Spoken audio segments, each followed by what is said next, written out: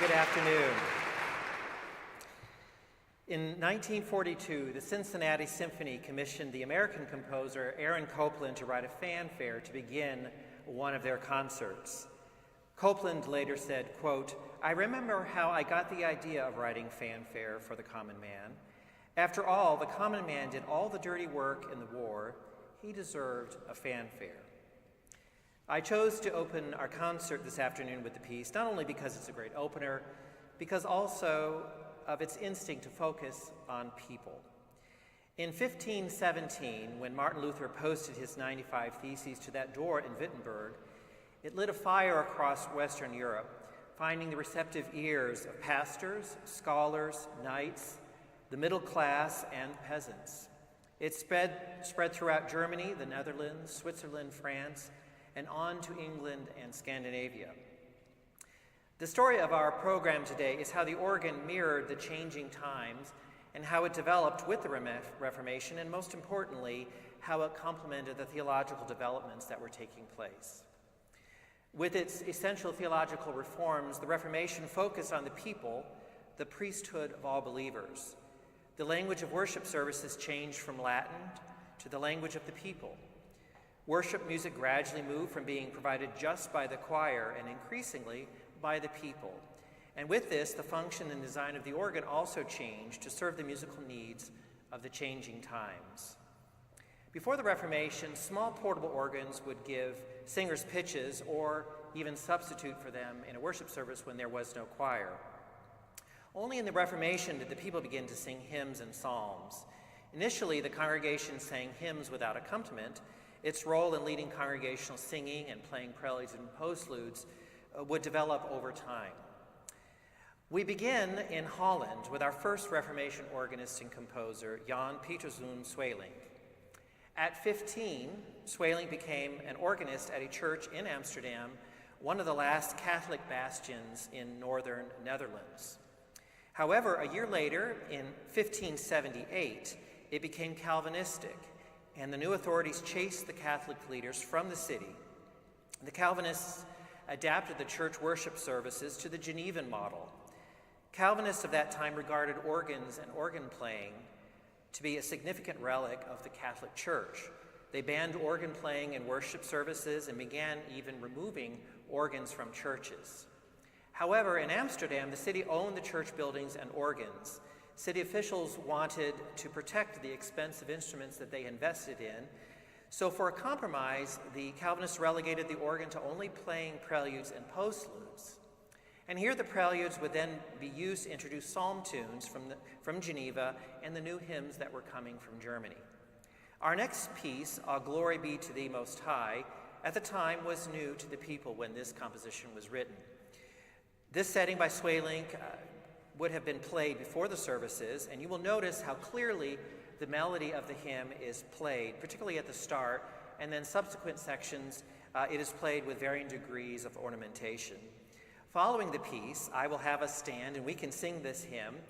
It is most likely new to many of us as well, just as it was in the 16th century.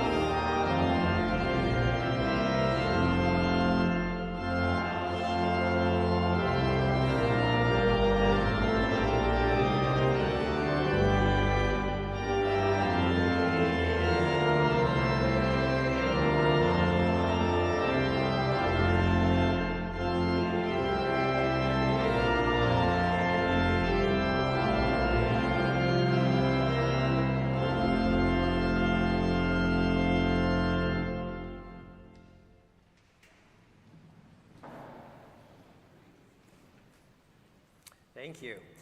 For our second generation of Reformation organists, we moved to Jakob Pretorius. He came from a musical family in the German city of Hamburg. In 1602, at the age of 16, he was sent to Amsterdam to study with Sweelinck. He, like several other organists in Hamburg, all studied with Sweelinck. Sweelinck then gained the nickname of the organist maker of Hamburg. The organ continued to develop and meet the needs of the changing worship styles. Early Reformation accounts show that there were struggles with the implementation of congregational singing. Like I said previously, hymns were initially unaccompanied. However, there were problems with the pitch getting lower and lower with each verse, and also people staying together. There are accounts that some people would be singing way too fast in one corner of the church and others too slow in another. So to solve this problem, they began to use the organ to lead the congregational singing. And with this ever-expanding role, the organs had to be built larger and larger so that they might be able to be heard over the congregation. Our next piece would have been a prelude, or perhaps even would have given the pitch for a choral anthem, the Preambulum in D. Most of Pretorius' music was not actually discovered until 1964, when they were found in an organ that was being rebuilt in Germany. So you see, they found strips of paper covered in music that had been used to repair and actually seal the organ to keep the air from leaking. So they took these strips of paper, they pieced them together carefully, and previously unknown music by Pretorius was found, even providing us with a piece of music that we will now hear. Now, one thing I will make a comment about with this music is, if you're particularly attuned to harmony, you will notice this early music doesn't develop as much as some of the later music that we will hear. However, they use some really interesting techniques, and one in particular I think is really quite interesting about this preambulum, and I'll show it to you. There is a fugal theme, which you will hear after the opening lyrical section, that sounds like this.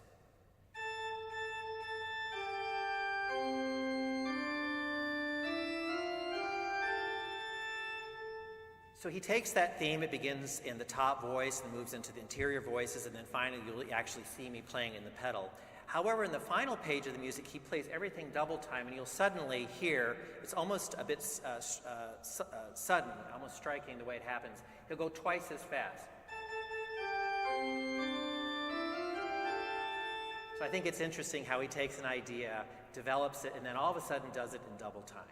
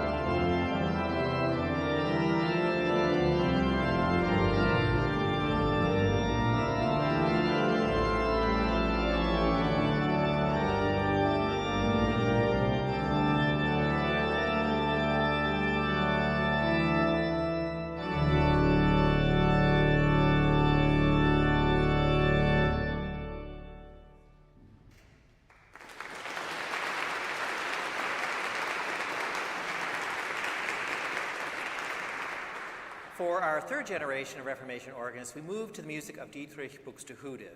Buxtehude was a giant figure as both as composer and organist. He continued the development of hymn preludes, such as our piece by Sweelinck. However, the role of the hymn prelude began to change. It was no longer needed to teach people the tunes. It now became a way to interpret and communicate the hymn's text to the listener. At that time, it was a widely held belief that the purpose of music, whether sacred or secular, was to arouse targeted, as they would say, passion or affection. Music could be used to inspire feelings of awe, joy, or a sense of reverence.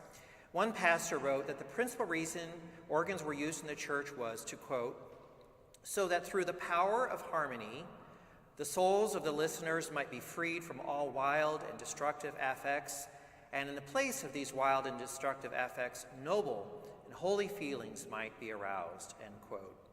Even today, the organ still communicates a sense of reverence and awe, like no other instrument in worship, in my opinion. I believe that the organ is unique in this because it is actually the only musical instrument that was solely developed for the use in the church and for worship. We will now hear O Sacred Head Now Wounded, as set by Denis Buxtehude.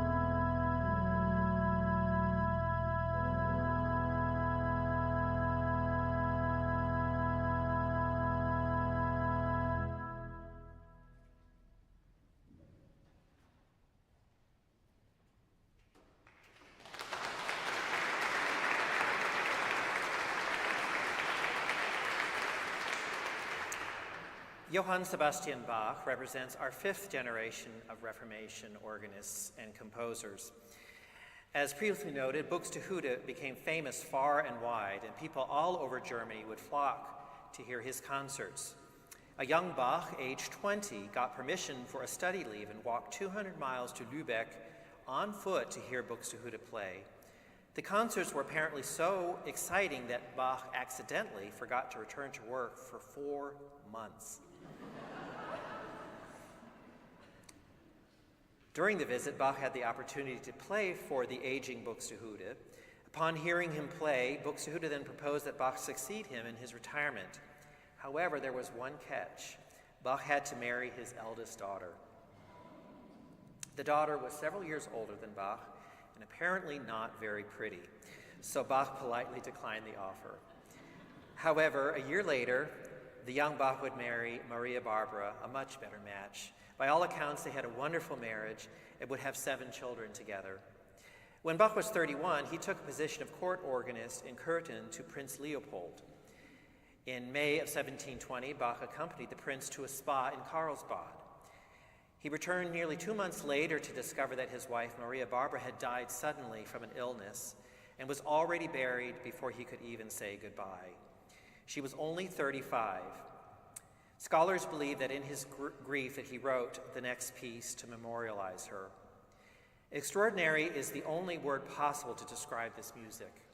Bach uses the full expressive capabilities of the organ, Baroque composition, and of course his God-given talent to communicate the depth of his grief. We hear a harmonic language that is certainly unique to the time, and the depth of emotion that is communicated, once again, is something that you wouldn't expect from this time period. As we listen to our next piece, I believe you will hear the journey of Bach's grief and lament, but you will also notice the gospel hope at the end as he moves from the minor key to a glorious G major conclusion as the music finally comes to rest.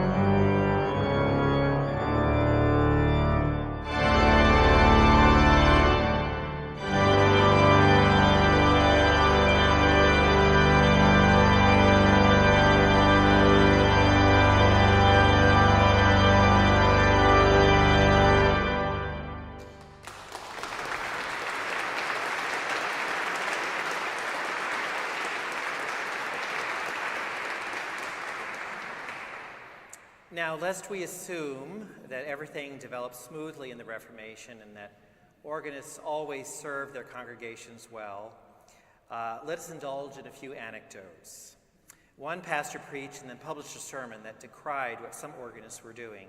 He said, quote, "There is also a sin when organists with the ill-timed playing and runs hinder and impede devotion. They impede the congregation and cause devotion to go awry through their running interludes, odd preluding before every verse, cutting them apart, piecing them together, holding out for a long time after every line, splitting apart, and ornamenting when they could readily play in a truly unobtrusive manner," unquote. My favorite anecdote comes from 1742, when one writer related an incident. He had visited a public house on a Sunday afternoon in a particular city. There he overheard the barmaid telling the serving boy, quote, "Today the schoolmaster played the hoppity." Upon inquiry, he learned that the schoolmaster could only play 3 different postludes, which the barmaid called the hoppity, the skippity, and the jumpity. Following the death of Bach, the organ for practically the next 100 years or so really didn't change much, and the focus of composition moved really from the organ more to the new pianoforte that was coming into vogue. Our next composer of interest is Felix Mendelssohn. When he came on the scene, the organ was developing and was undergoing a new renaissance, but also that the culture of this time was becoming more conservative, and certainly in Victorian England. Mendelssohn was born to a wealthy Jewish family in 1809 in Hamburg, Germany. His father, Abraham Mendelssohn, converted to Christianity, and Felix and his siblings were raised as Lutherans. When you read his correspondences, you find a fantastic intellect, but even more importantly, you see that he was indeed a devout Christian. Mendelssohn, as we mentioned, traveled to England, and he actually became close friends with Queen Victoria and Prince Albert. Mendelssohn was really their musical hero, and there's some wonderful anecdotes, particularly from Queen Victoria's diaries of their encounters. Mendelssohn was a highly self-critical composer who revised and improved pieces several times, and certainly even was questioning himself.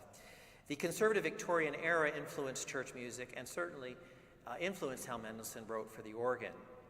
For example, our next piece, the Andante alla Marcia, was actually crossed out in the manuscript, and he decided actually not to publish it. Because the organ was identified with church music, and certainly in England that was the only way it was used, he did not want to publish something that was, in his mind, inappropriate for worship. Scholars believe that is why the Andante alla Marcia was later revised as a softer and slower piece, replacing the word Marcia with religioso. So we will now hear 2 versions of the same piece of music, first a march and then a second, which is more reverent, and at least in Mendelssohn's mind was more appropriate for worship.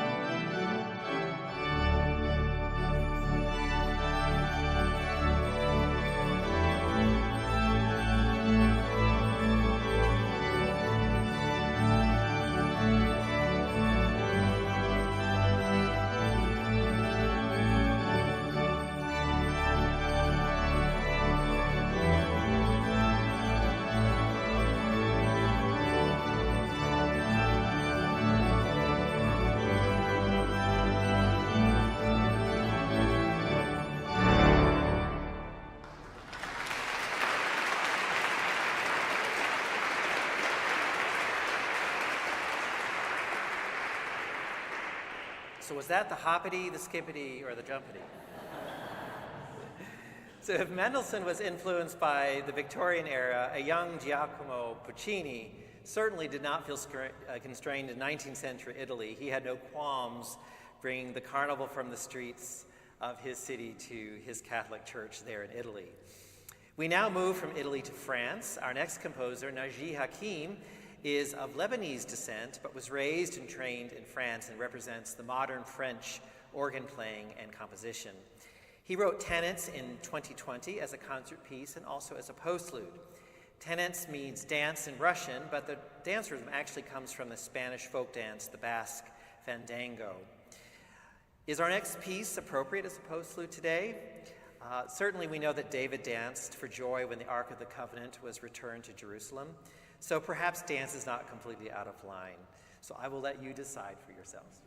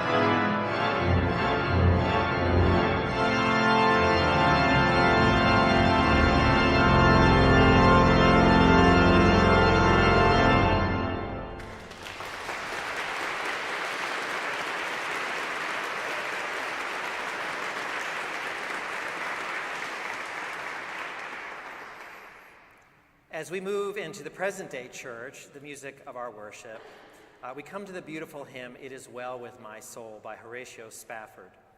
Spafford was a successful attorney and real estate investor who lost a great fortune in the Chicago fire of 1871. Around the same time, his beloved 4-year-old son died of scarlet fever. Thinking a vacation would be good for his family, he sent his wife and 4 daughters on a trip to England, planning to join them after he finished some business at home. However, while crossing the Atlantic Ocean, the ship was involved in a terrible collision and sunk. More than 200 people lost their lives, including all 4 of his precious daughters. His wife, Anna, survived the tragedy. Upon arriving in England, she sent a telegram to her husband that began, "Saved alone, what shall I do?" Horatio immediately set sail for England. At one point during his voyage, the ship's captain, aware of the tragedy that had struck the Spafford family, summoned Horatio to tell him that they were now passing over the spot where the shipwreck had occurred. As Horatio thought about his daughters, words of comfort and hope filled his heart and mind, and he wrote them down, and they have since become a well-beloved hymn of comfort. When peace like a river attendeth my way, when sorrows like sea billows roll, whatever my lot thou hast taught me to say, it is well with my soul. We often see in history how great trials and sufferings have been redeemed and even used by God as encouraging examples and comfort to those of us who come after them. Our American worship tradition has a wonderful tradition of piano and organ duets, and I thought it would be lovely to include that on our trip through the history of the organ. And so I am delighted to be joined on the program by our newest music staff member, Catharine Proctor. Would you please welcome Cass?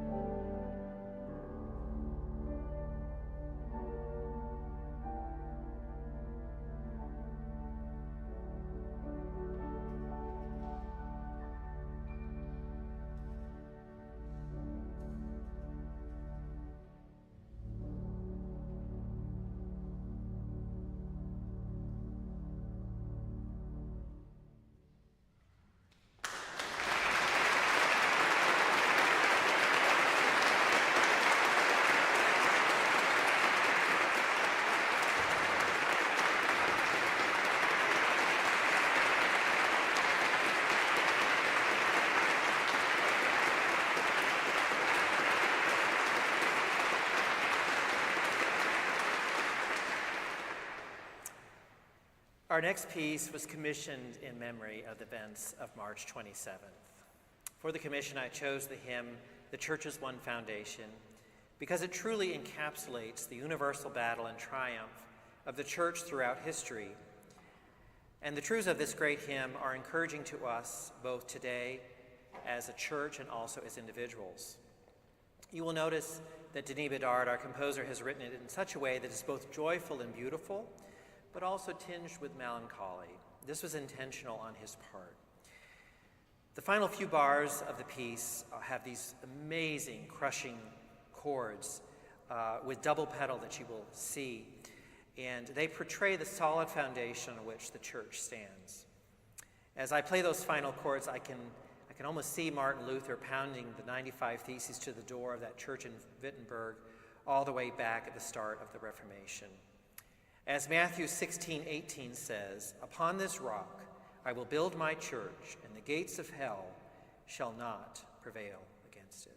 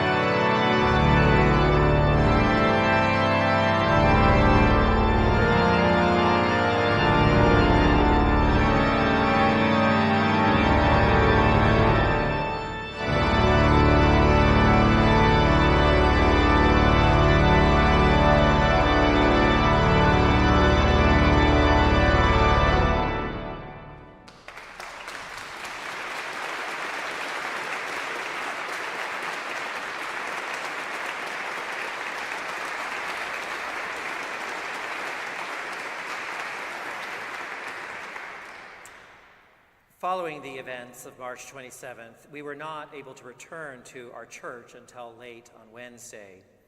On Thursday, as soon as possible, people began to ascend the hill and work to reclaim their church. When I arrived, I saw many church members and workers diligently working to prepare the sanctuary for Halley's service that Saturday. One of our elders, Davis Hunt, saw me and asked if I would be willing to play the organ. He said there was such a heaviness and it would be such an encouragement to everyone to hear music being played. Immediately the hymn, A Mighty Fortress, came to mind, and that is what I decided to play. I want to conclude our program by us all singing this hymn, which has been called the Battle Hymn of the Reformation. As I wrote this arrangement, I had hoped that it would lead the congregation well, but even more than that, that the organ would help enhance and communicate the feelings and emotions behind the text. I begin with a triumphant introduction. In the middle of the introduction, there's a little bit of melancholy and some darkness that comes in. But I wanted to, in that introduction, to hopefully communicate a bit of the might and power of God as we march into battle. When I wrote verse 3, I wanted to definitely use darker harmonies, and in particular, you'll notice on the phrase, his rage we can endure. You notice that there's some of the most dissonant chords, and particularly on the word endure, I chose a particularly dissonant, maybe even ugly chord, and that was intentional. Martin Luther wrote A Mighty Fortress in 1527 when a pandemic had hit Wittenberg, and he, along with many others, was taken very ill. At the same time, Turkish forces were threatening the German borders. Further threats were coming from Catholic armies. There was theological controversies from Catholics and even radical Protestants. A Mighty Fortress is often called the Battle Hymn of the Reformation, but it was thought of differently in Luther's day. When it was first published in the pamphlet, the heading was simply A Hymn of Comfort. As we conclude our program, let's stand together and join our voices in comfort and triumph as we sing together.